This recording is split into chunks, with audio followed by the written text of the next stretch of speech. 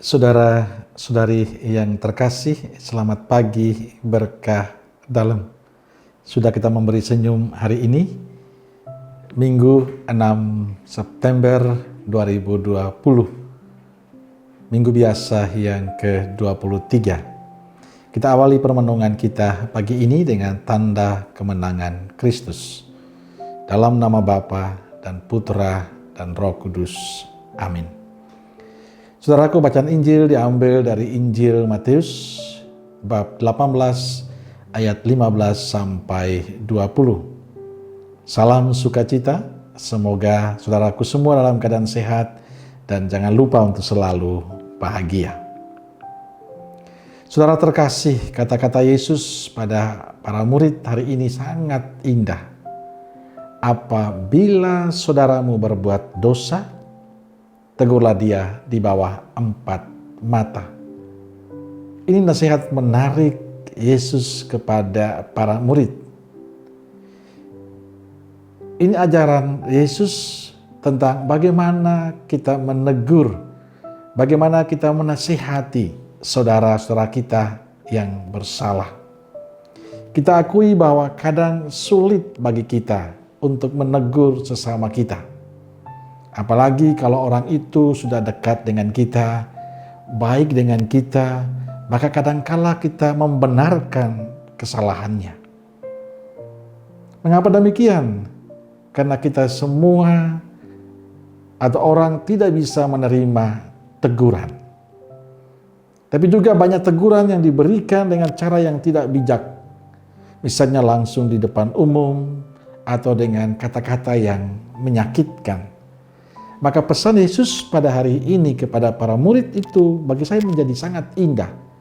Yesus ingin agar kita menjadikan sesama manusia itu pantas dihargai, pantas dihormati.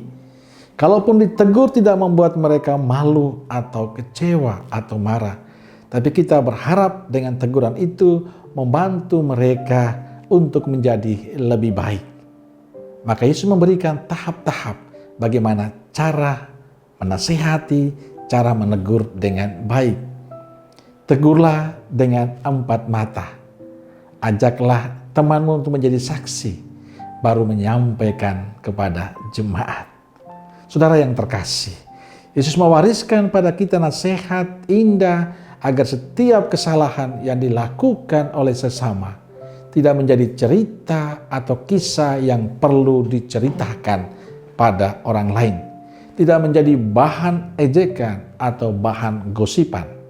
Tapi kita hadir membuat dia bisa berubah dengan cara yang lebih baik dan elegan.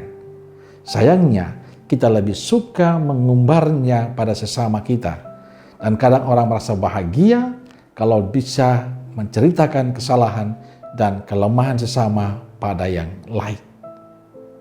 Apalagi di zaman sekarang ini, saudaraku terkasih, orang lebih mudah mengekspos kesalahan-kesalahan sesama lewat media sosial. Orang Katolik dipanggil bukan untuk itu. Orang Katolik dipanggil untuk menghadirkan kebaikan pada sesama. Maka sebagai murid Kristus kita belajar dari ajakan Yesus hari ini. Kita hendaknya berani mengambil sikap untuk menutup dan menguburkan semua hal buruk sesama kita dan membangun semangat baru memberitakan hal baik tentang sesama kepada yang lain. Keburukan dan kejahatan tidak perlu kita wartakan. Tugas kita adalah mewartakan hal-hal yang baik. Amin. Salam keluarga kudus Nazaret. Semoga kita semua hari ini diberkati oleh Allah yang Maha Kuasa, Bapa, Putra, dan Roh Kudus. Amin. Berkah dalam.